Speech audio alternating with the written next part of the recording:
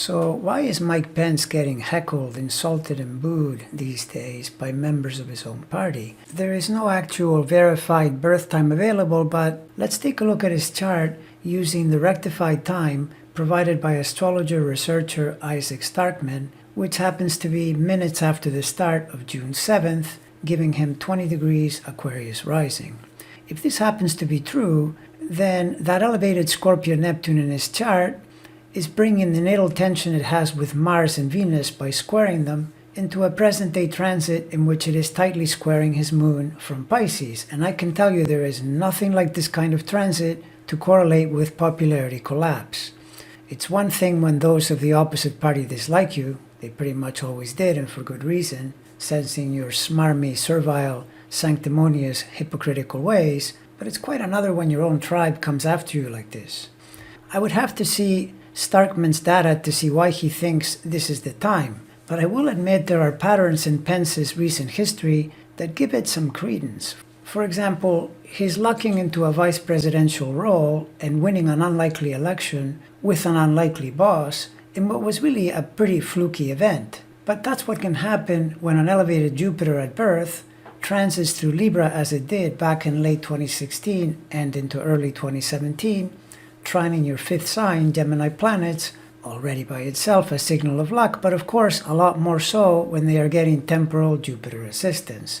This birth time also aligns quite neatly with his stint as Indiana governor, a post he was elected to in late 2012, with the assistance of Jupiter transiting right over his sun, and with transiting Uranus trining his Leo Mars, transiting Neptune in early Pisces, and already in range of a trine to itself, which is one of those juicy ideal moments for politicians to capitalize on, being the fat of the day, the current celebrity, and transiting Pluto cruising over natal Saturn to signify a big change in his self-image and in his career prospects. And perhaps most indicative was that transiting Saturn itself was in the initial degrees of Scorpio, which is his 10th sign of career, and this is the classic Saturn transit that signifies the assumption of major career responsibility. Furthermore, this chart fits like a glove in regard to his partnership with his Orange Menace ex-boss. Even without a birth time, the Gemini planets are already simpatico with Trump, being the same sign,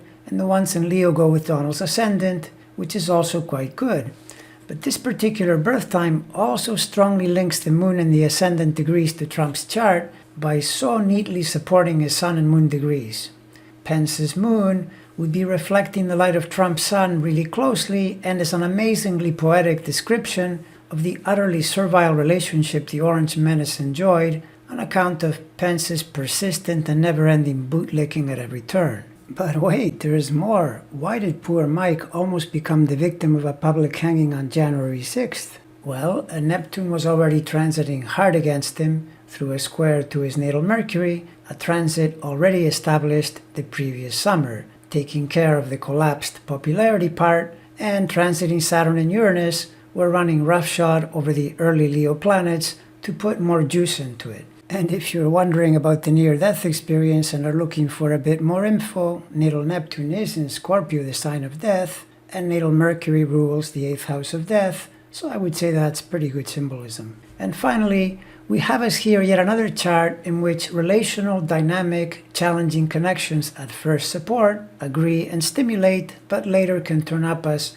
serious disagreement or worse. Even with all those nice connections to the Orange Menace, birth time or not, that 5-degree Saturn threatens eventual trouble because where is it in Trump's chart? Well, and this is true with any birth time, by the way, it's in that super nasty spot, the place that creates a grand cross with Trump's Access Hollywood T-square. Mike's Saturn turned out to be too traditional an influence, or maybe just sensible. I think Mike knew that what Trump wanted him to do was completely wackadoodle and would never work. So he certified the election as the law required him to, and since the Orange Menace never fails to kindly repay undying loyalty, he decided the suitable payback would be to let Mike's fate hang in the air, so to speak. On January 6th, at insurrection time, Saturn was transiting opposite his Venus-Mars conjunction, inclining him to play it safe, even while the simultaneous transiting Uranus squaring those two planets for once made him rebel against his mob boss, but it would be a decision that got poor old Mike in a whole lot of trouble, which, based on the heckling, he is still paying for today. And what about going forward from here? Well, 2021 is obviously not a good year, and the Saturn station in October is still much too close to opposing those early Leo planets, and the Uranus station that precedes it in August is close to squaring where it is at birth, which is pretty tense as well. But of course, the kicker is that transiting Neptune, squaring hard on that moon, starting in the spring of this year, and continuing the pressure for 2 or so years into 2023. So I'm sorry, Mike, things are going to be tough for a good long while. Ah well, couldn't happen to a nicer guy, right?